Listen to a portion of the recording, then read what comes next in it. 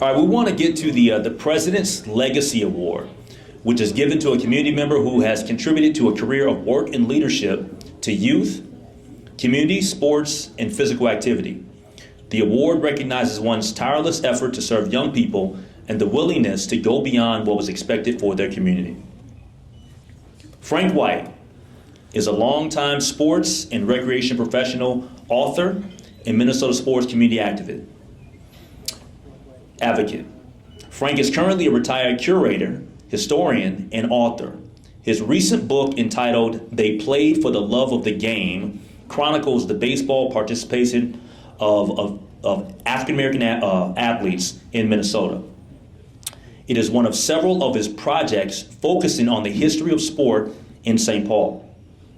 Through his speaking and engagements for various organizations and libraries, Frank promotes the legacy of African-American sports, especially baseball, in the Rondo neighborhood. One of his exhibits was featured at the Major League Baseball All-Star Game, Fan Fest, when it was hosted in Minneapolis. And I just want to say real quickly that I truly do appreciate my friendship with Frank, because for a living doing the whole radio and TV stuff, whatever, and I'm talking and yapping, one of the things I've really kind of learned as I've grown older is one of the best things that you can do is sit down and listen to people. And I think in today's world right now, we need to listen to each other more than ever. Because we do a lot of talking, but we need to listen and learn from other people's experiences and what they're going through. And sitting with Frank and talking to him about all the knowledge and wisdom and history that he has in his head is amazing. And I've been able to do that here. I've been able to do that in St. Paul. I've been able to do it in Kansas City. He joined me on my show when I was in Kansas City years ago, sitting with Obi and having him be a part of my Black History Month celebration a couple of years ago on WCCO. All that stuff matters. And I think that the money that's raised today and the support that you guys give in this room, it's really, really important, because the visibility matters. And the work that you guys put in and the money you put in matters. I remember being a young kid and just loving basketball and loving sports. And I remember once seeing, I think the game was Western Kentucky taking on UNLV. And there was a guy sitting back there by the name of Brett McNeil that was playing. And I knew he was a Minneapolis Polar because I had watched him. And it meant a lot to me to be able to watch somebody from my community be on television. And I think that the greatest compliment I've ever gotten in life was about a little bit over a decade ago. A woman came to me that had seen me on Rosen Sports Sunday and listened to the radio show. She just said, "I admire you." So the work that you do, Leo, and the visibility that everybody in here gives this Lewis Sports Foundation means so much. But with all of that being said, honored to welcome up the President's Legacy Award winner, Frank White.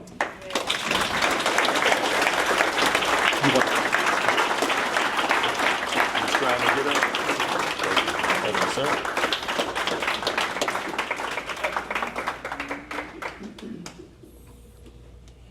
Come on, man. He said we made him wait, so he gonna make us wait. Oh, thanks, Leo. Thank you so much. Thank you so much. You know, Frank and I go way back, but I tell you what, our families go way back, right? Our families go way back. Before we start that, can I just make some quick acknowledgments? So I have some friends here. I have one or two. Yeah. So Nancy and Gary Gruen. I worked in Richfield for 32 years as the director of Park and Rec. Great friends. Dennis and Lisa Lissamore in the back. John, the former Johnny Allen. No, not Johnny Allen yet, but John, the former police chief in St. Paul.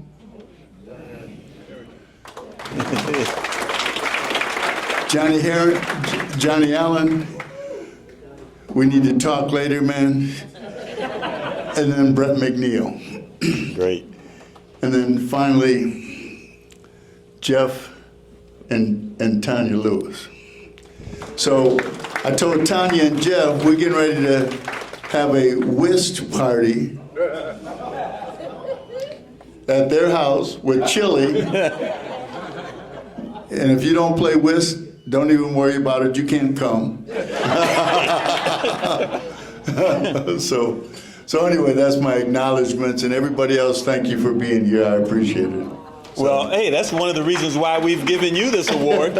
You know too many people. And we can spend all day, as you well know, we spend hours and hours talking about our favorite thing, and that's sports history, particularly in Minnesota. And, you know, you knew that my dad grew up in St. Paul in the 1940s, was a all-city athlete in 3 sports. And one of the things that happened before my dad went to college is that he took a year off after high school because my grandfather passed away while Dad was a senior in high school. And he ended up staying busy somehow.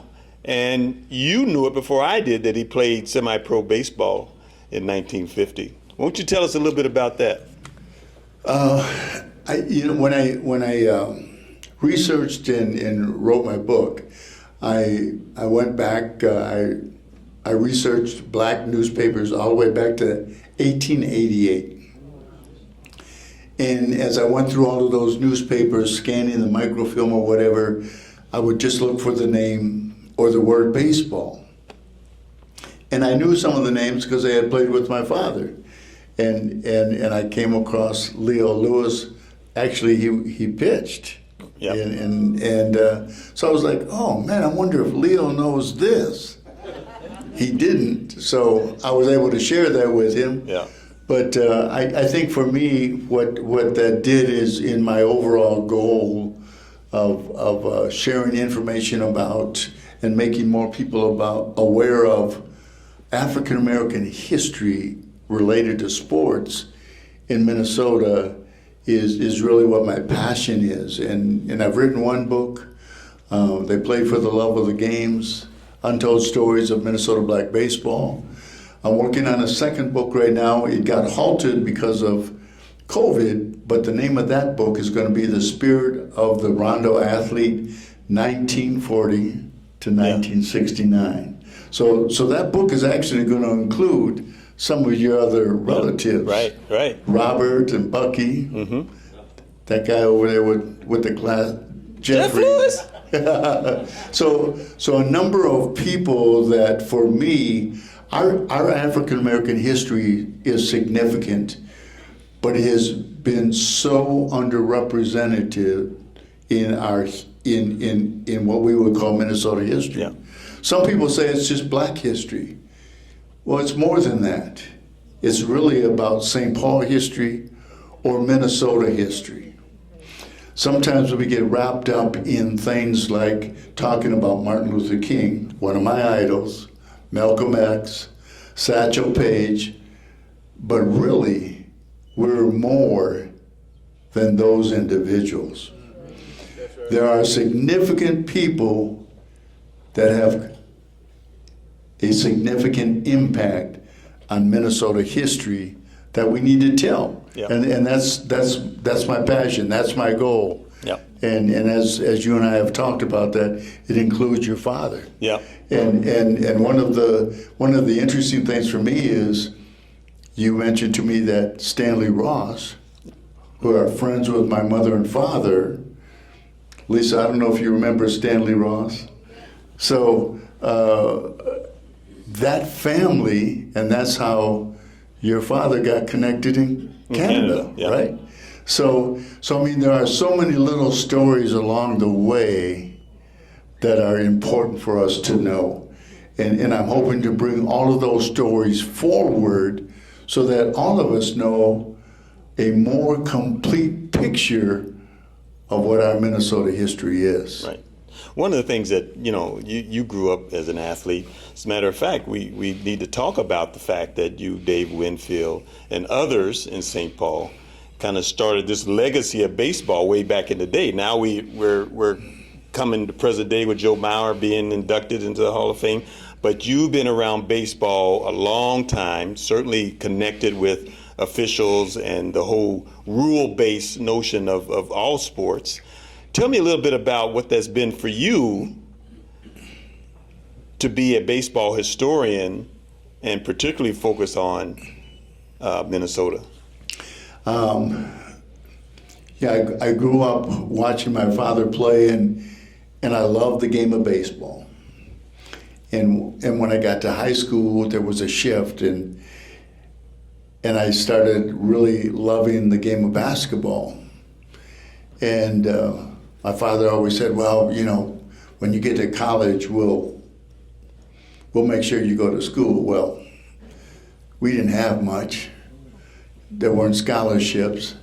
I got a grant and aid offer at Hamlin and St. Thomas University of $500, but tuition was like $1,300. Well, there was no way to make $800 in a summer back at that time. And I will tell you when that time is, but so for me, you know what? Many of us were alive back then. Maybe not. Yeah, many of us were. As I progressed through basketball, I walked down at the University of Minnesota, and many people talk about just the baseball stuff. Yeah. I was just telling Sam over here earlier, and Brett may appreciate this. When I played for a team called the Pillsbury Kings, which might have been in the history of amateur basketball in Minnesota, might be one of the best teams ever. Right. I played shooting guard, not small forward. But I could make it rain. Okay. Where's the video on that? We could call Renee. Renee played over at Phyllis Wheatley. Okay. Renee Pulley. Okay. And when we used to go over there and play, they would say, "Oh man, here comes them good shooting from St. Paul." Yeah. But anyway, so baseball. When I was working in Richfield, Steve Winfield, one day we were going someplace, and he said, "Man, the Twins are looking for somebody to run their RBI program." And I said, "Oh man, I don't know. Summers are busy for me." So I ended up talking to the Twins. They heard me do a presentation. At the time, I was going around the country doing a presentation on sportsmanship. Yeah. And trying to inspire people to really take a look at what we were doing in youth sports. The Twins said, "Oh man, we like this." And shortly after that, they asked me about the RBI program. Last October, I retired from the Twins after 23 years. So my love. Give that up. So my love of baseball really came back to me. I mean, I don't think there is a better feeling. Now, any of you men, some of you women, that if you've ever, some of you are golfers, so maybe you get it. When you hit a ball flush with a wooden bat, there is no better feeling. Other than me knocking down a long jump shot. But anyway, so in baseball, it's really a great game. If you really play the game the way you're supposed to, you're thinking all the time. All the time. You're in the field, what pitch is going to be, what's the count, how many outs there are, who's on base, if the ball's hit to you, what are you going to do? So for me, for 23 years, that was attempting to share with kids. I think the important thing in the RBI program, none of these programs, AAU basketball, hockey, football, whatever it is, would not be successful if we didn't have moms and dads step up to be volunteer coaches. Yeah, of course. they wouldn't happen. So for me, in all of these years, anytime I talk about baseball, I always say thank you to all of those folks that took time to give to kids when they went out there to practice the game, whatever it was. I also tell sometimes people I can sing.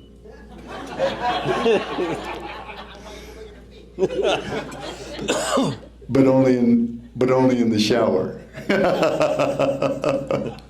I just think that we owe so much to parents, to those individuals that aren't parents, that give of their time. Sometimes we get a little overboard. We think winning is important, when it really isn't. It's really more about development. Mm-hmm. How are you going to make kids better? How do you make them emotionally better? How do you do things that you don't tear them down? You say the wrong thing to a kid, and you have no idea what that's going to do to him or her. But as an adult, if your boss said that to you, what would you feel like?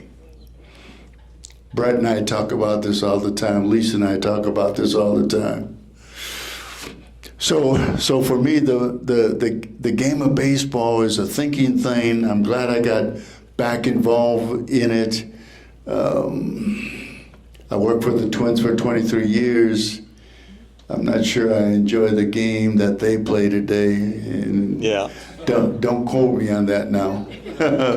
But I'm an old school guy. Mm-hmm. You bunt. You move somebody over when there's an opportunity to do that. You hit behind a runner, and you're not concerned about hitting home runs and then striking out with runners in scoring positions. Right. If we look at analytics of my team, I'm wondering why they're not telling us what the analytics are of how many strikeouts there are when people are in scoring position. So hopefully nobody's taping that. Well, we are, but we're under contract. We're under contract. But I love the game of baseball. I love youth sports. I think it's really important for all of us to give in a number of different manners, whatever that might be for us. And here's one additional message that I need to share, and this really applies to all of our sports facilities. Many of us, when we go to a venue to watch a sport, football, baseball, hockey, even the gyms, and especially those outdoor facilities, we look at the field and it's like, oh man, the field is beautiful. But we never take an opportunity the next day to call that athletic director and say, please tell your maintenance staff what a great job they're doing. We take it for granted. Now, if it didn't look good, you'd be the first to make a phone call. But we never take the time to say thank you on an everyday basis. You all had a great meal tonight. There were wait staff here. How many of you said thank you to them? I think everybody did. But He just said, I think everybody did. Maybe. My guess would be not. Here's my last statement. I'm sorry. It's okay. You're dressed for the part. You're okay. My daughter says, Dad, you talk too much. How many of you are hockey fans? Not many. And that's good. Here's what I'm going to tell you. To the rest of the country, we are the hockey state. Agree? But in Minnesota, we are now the basketball state. And when you think about how many kids, young people come out of high school and transition to college basketball, it's not even close anymore. We are now the basketball state. So hockey people, I'm with you, but we're the basketball state. Hey, it's an honor to have you as the President's Award winner. Thank you so much. Take care, man. Love you. All right. Thanks much, man. Appreciate it. Thank you. I'm honored. Thank you.